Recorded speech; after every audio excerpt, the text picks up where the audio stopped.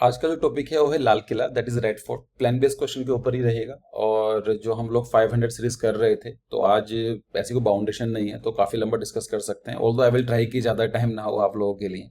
तो एक अपडेट रहा है बीच में, अगर आप देखेंगे तो यहाँ पर ये है कि नाटा का ब्राउजर आ चुका है जो थर्ड एग्जाम के लिए। It is going to be on the 3rd of September। तो आप उसको फॉर्म भर सकते हैं 26 जुलाई से लेके इसको 22 अगस्त तक फॉर्म भरा जाएगा एंड ऑफ द रजिस्ट्रेशन।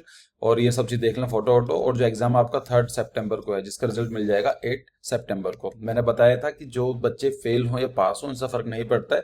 दो students who have given already 2 times examination, they are not eligible for the third time. अब उसके अंदर लाइक स्क्रीनशॉट भेज रहे थे बच्चे कि इसमें ये भी लिखा हुआ है, ये भी लिखा हुआ है, लेकिन आप समझो, ठीक है। अब बात ये रहती करना क्या है जो बच्चे एग्जाम नहीं दे पा रहे हैं। देखो, मैं आपसे वही बोल रहा हूँ कि मेल भेज सकते हो, मेल भेज दो, ट्वीट कर दो, लेकिन इसके ऊपर टाइम वेस्ट मत करो ज्यादा। रीजन है, देखो मैं आपके लोगों के साथ काफी टाइम से हूँ। ऑल्दो हम लोगों ने स्टार्ट ये लास्ट ईयर किया था और 31 जुलाई को 1 साल हो जाएगा। लेकिन अगर हम बात करें, इसमें टाइम बहुत वेस्ट होता है। आपका जो काम होना चाहिए वो होना चाहिए, आपने ट्वीट कर दिया, मेल कर दिया, उनसे बात कर दिया, लेकिन don't waste much time on this thing, क्योंकि इसका कुछ मिलेगा नहीं आपको। इसमें आपको लगेगा कि आप कुछ कर रहे हो, अल्टीमेटली क्या होगा। अब मान लो नाटा नहीं है, फिलहाल के लिए जेई पे फोकस करो। जो लोग डिस्क्वाली जो एलिजिबल नहीं है, focus for the JEE paper number 2। हो सकता है कि अभी सिर्फ COA बोल रहा है ना कि इट इज कंपलसरी, हो सकता है नाटा वाले बोलेंगे फिर हम क्या कर रहे हैं, मे बी उसके बाद क्या होगा, नाटा वाले भी एक रिलीज कर देंगे कि हाँ ठीक है हम लोगों ने रिलैक्सेशन इस साल दे दी है। फिर क्या होगा आपका। तो इससे बेटर है क्या है कि अभी पहले जेई पर फोकस करो, और जिन लोगों को अटेम्प्ट मिला हुआ है तो पढ़ाई करते हैं। देखो, और बाकी जिन लोगों के लिए अगले साल देने का प्रोग्राम है या फिर कुछ और भी है, इन्फॉर्म एक आर्टेट के अगर आप एस्पिरेंट हैं तो आपके लिए इजी रहेगा। तो स्टार्ट करते हैं एक क्वेश्चन से। ये आपके सामने क्वेश्चन दिया गया है, वही बिल्कुल नाटा वाला पैटर्न है, सेम चीज। ये आपको दिया गया है कि ये रेड फोर्ट का है और आपको 4 मोस्ट इंपॉर्टेंट स्ट्रक्चर ढूंढने हैं, और जिससे सबसे ज्यादा गुस्सा आता होगा आपको, इस लाइन से OB1 लिख दिया है यहाँ पर। तो आपको 4 बताने हैं इसमें से, तभी आपने सही चूज करे होंगे तो आपको सही नंबर मिल जाएंगे। अभी वीडियो पॉज करो और लिखो कमेंट में, क्योंकि पता कैसे चलेगा फिर लास्ट में डिस्कशन करने के बाद, फिर इसको हम लोग देखेंगे लास्ट में, ठीक है। देखो, हिस्ट्री के बारे में बात करें तो जो रेड फोर्ट है उसको हम लाल किला बोलते हैं, आप लोग जानते हैं। ये शाहजहां ने बनवाया था। ताजमहल को याद रखते हैं, लेकिन इसको भी याद रखो कि it is made by the constructed by the Shahjahan in 17th century. और ये बनाने के लिए the fort complex served as a residence of Mughal emperor for the nearly 200 years. क्योंकि अगर 1857 के अंदर बहादुर शाह जफर जो थे, he was the last Mughal ruler. उसके बाद उनके तीनों बेटे खूनी दरवाजे में गोली मार दी थी और उनको भेज दिया था रंगून, ठीक है। तो 200 साल तक ये रहा, उनका एक रेजिडेंस रहा। सो मुगल आर्किटेक्चर का, मुगल एम्परर्स का actually. It was design by the architect उस्ताद अहमद लाहौरी। ये वही बंदे हैं जिन्होंने ताजमहल के बारे में, ताजमहल को डिजाइन किया था, एंड उस्ताद हामिद। सो ये कहाँ है, यमुना रिवर पर है। आप जानते हैं कि दिल्ली और ताजमहल बहुत are on the Yamuna river. ये बेसिक जीके पता होना चाहिए। It constructed begin in the second month of the Muharram के महीने में होता है। और ये कब हुआ था, 1648। इसी के आसपास ताजमहल भी कंप्लीट हुआ था। तो आप समझ सकते हैं ये टाइम पीरियड काफी प्रोस्पेरस रहा था। शाहजहां एक पैसे की कमी मायने थी उस टाइम पीरियड के लिए, ट्रेड अच्छा होता था। 1648 का आसपास आप ऐसा समझ लीजिए कि 1498 के अंदर जब वास्को डी गामा आया, उसके बाद जब वापस गया था तो उसको 60 टाइम्स प्रॉफिट हुआ। मतलब 60 गुना ज्यादा प्रॉफिट हुआ। और सारा का सारा प्रॉफिट किसको दिया गया, खुद में अपने जो पोर्तुगीज कंपनी थी और इंडिया के जो रूलर्स हुआ करते थे। And this was the reason कि कितना प्रोस्पेरस था। लेकिन ये सबसे बड़ी प्रॉब्लम यही थी, ये अपॉर्चुनिटी तो लेकर आया लेकिन इसने बाकी लोग इनवाइट कर दिया। खैर, वो हिस्ट्री का पार्ट है। एक बड़ा प्यारा सा है कि prosperity can not survive with weakness. तो जब शाहजहां था, औरंगजेब थे, प्रोस्पेरिटी तो थी लेकिन रूलर बहुत अच्छे थे। लेकिन होता क्या गया, जैसे ही औरंगजेब के बाद जो रूलर्स आए वो काफी कमजोर थे। और आप सोच के देखो, एक तरह से आप बहुत पैसे हैं आपके पास और आप कमजोर हो, लोग खा जाएंगे आपको, ठीक है। ये सेम चीज हुआ। उसके बाद हम लोग देखेंगे कि यूरोपियंस आना स्टार्ट होगी, चाहे पहले पोर्तुगीज आए, फिर डच आए, देन फिर इंग्लिश, फिर देन फ्रेंच, ठीक है। खैर, हिस्ट्री का पार्ट है। सो ये पैरामीटर कितना है, पैरीमीटर इसका 2.41 किलोमीटर है। अगर आप चारों तरफ से नापेंगे इसको, जो किसका बना हुआ है, it is made of the red sandstone और ये ऑक्टोगोनल प्लान है। इसकी 2 प्रिंसिपल एंट्रीज हैं, ऑफ कोर्स बहुत सारी और भी हैं, लेकिन जो मेन प्रिंसिपल एंट्रीज हैं दे आर टू लाहौर दरवाजा एंड दिल्ली दरवाजा। तो ये वेस्टर्न साइड का मतलब क्या है, सिंपल है, ये लाल किला है यहाँ पर, और ठीक है ये लाहौर दरवाजा है। आप देखते हैं उस तरफ, यहाँ से तो आपकी एंट्री होती है। अब दिखाऊंगा फोटो में सब, डोंट वरी। क्या हो गया, हाँ ठीक है, की फीचर्स के बारे में बात करें, the fort is shape of the rectangle, मतलब ऑक्टोगोनल टाइप का है जो है, और रेक्टेंगल भी कम काउंट कर सकते हैं ऐसा, इस तरह से थोड़ा सा दिखाऊंगा अभी मैं। 900 मीटर बाई 550 मीटर जो इसका रैम्पार्ट है वो 34 मीटर है। रैम्पार्ट का मतलब क्या होता है? A defensive wall of a castle, मतलब एक ऐसी दीवार बना दी जाती है जिससे कोई अटैक ना कर सके, उसको बोलते हैं rampart. Is a wall of castle और the walled city have a broad top with a walkway and typically a stone parapet. तो यहाँ पर चल भी सकते हैं, यहाँ पर जा सकते हैं, देख सकते हैं, पूरा व्यू का आनंद ले सकते हैं। द मोट सराउंड द रैम्पार्ट, और ये मोट क्या होती है? MOAT, दिखाऊंगा उसको भी। 2 of the 5 gateways of the fort are 3 storey structure flanked with the octagonal tower. तो यहाँ पर क्या है? ऑक्टागोनल टावर है और ये 3 स्टोरी है। There are the Lahore gate and Delhi gate, figures of 2 huge elephants flank on the Delhi gate, और दिल्ली गेट के ऊपर 2 हाथी की फिगर्स लगाई गई हैं। The main entrance to the fort is through the Lahori gate. ठीक है, आप जब जाओगे तो लाहौरी गेट से आप एंटर करते हैं। A covered passage with shops on either side lead to the places inside the fort.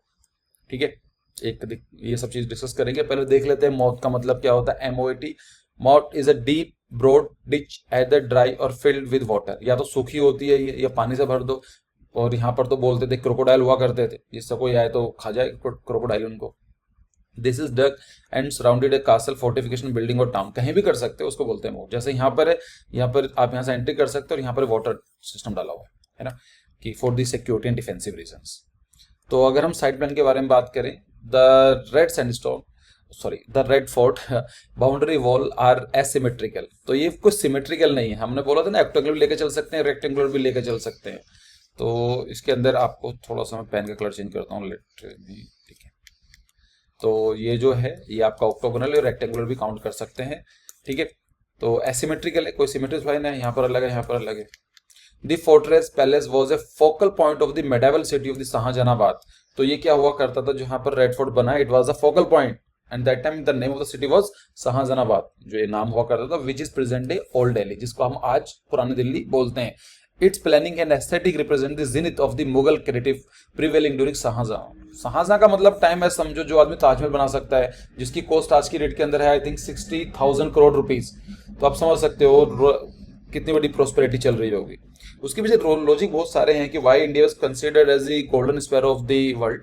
उसके पीछे रीजन क्या थे, कभी हम डिस्कस करेंगे कि 18th सेंचुरी के आसपास का।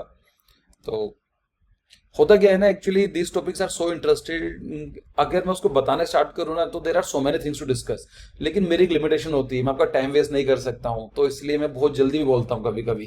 तो थोड़ा देख लेना, नॉर्मली मेरा इस तरह का होता नहीं है। जब मैं कोई डिस्कस करता हूँ, मेरी जो नॉर्मल क्लासेस होती हैं, कोई भी क्लासेस हो, चाहे मैं आर्किटेक्चर के साथ साथ अलग भी क्लास देता हूँ, वो 2 घंटे कम से कम होती है, 1.5 घंटा 2 घंटे कम से कम है किसी एक टॉपिक के ऊपर।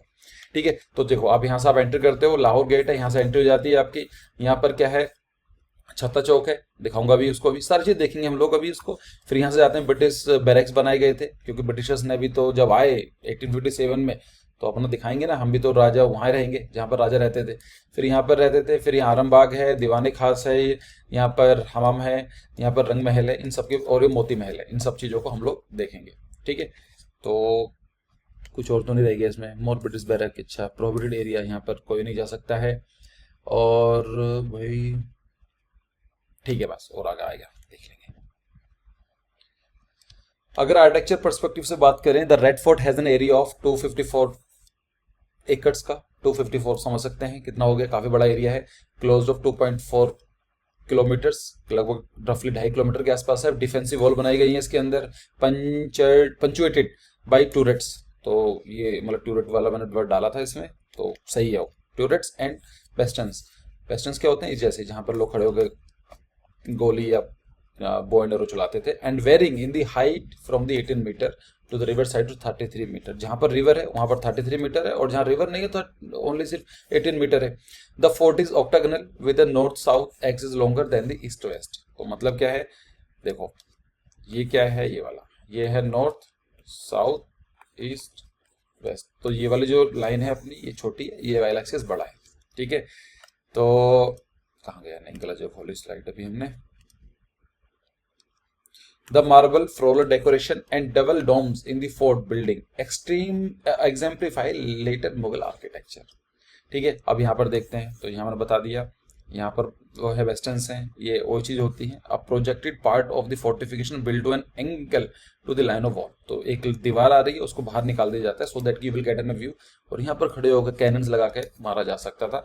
ट्यूरेट का मतलब क्या होता है, small tower on top of a larger tower और the corner of the building of the wall. ठीक है, तो so it showcases a high level of the ornamentation and the Kohinoor diamond was reportedly part of the furnishing। तो ये बोला जाता है कि ornamentation तो आप देख सकते हैं कितना अच्छा है, और ये भी बोला जाता है कोहिनूर जो था यहाँ पर उसका पार्ट हुआ करता था, लेकिन कोहिनूर को बाद में फिर और रंजीत सिंह जी ले गए पंजाब के, उसके बाद वो अल्टीमेटली अफगानिस्तान में, और उसके बाद अभी प्रेजेंट कंडीशन में कहाँ पर है, ये है ब्रिटेन के पास। तो बेवकूफ लोग हैं, इतना बड़ा कोहिनूर था उसको 3 पार्ट में डिवाइड कर दिया, तोड़ दिया। हाँ खैर, the fort artwork synthesise Persian, European and Indian art.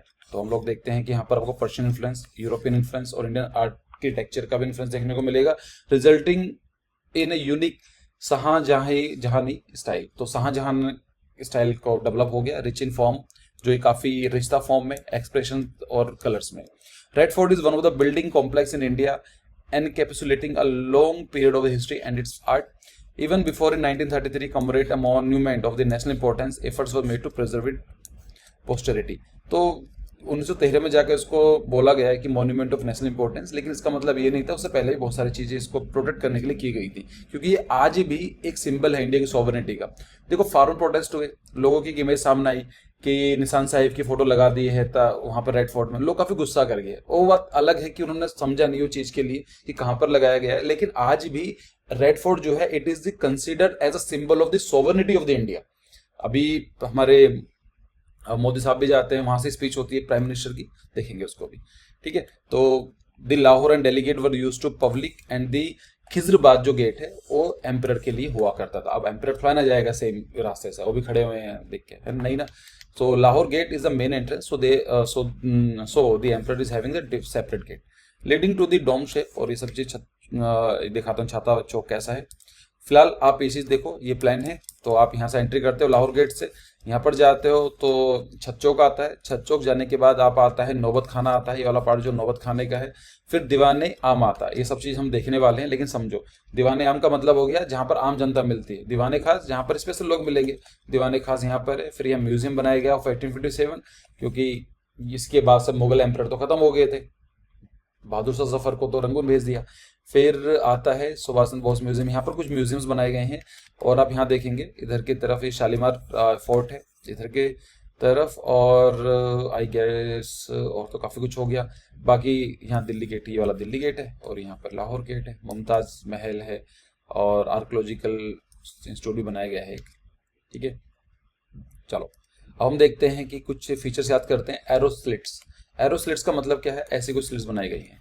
Arrow का मतलब तीर वाला, तो जहां से खड़े होकर लोग जो सोल्जर्स हुआ करते थे इनकी आर्मी मारती थी। This old looking architecture element typically positions high up on the outer wall of the fort. बाहर के लोगों सही तो बचाना है, तो बाहर की वॉल पर खड़े होते थे, मारते थे। इस समय क्या होता था, अब यहाँ से जो एक बंदा होगा ना, जो आर्चर होगा, वो यहाँ से तो मार सकता है, लेकिन उसको नहीं मारा जा सकता है।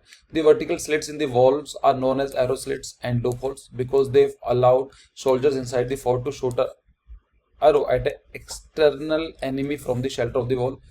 ठीक है, फिर आता है फिर एक नेक्स्ट टॉपिक आता है दमगा। दमगा का मतलब क्या होता है, दिस हेलमेट लाइक स्ट्रक्चर, ये हेलमेट जैसा देखने में लगता है, तो है ना हेलमेट सा, which is often seen alternating with arrow slits allow form part of the defensive architecture of the fort।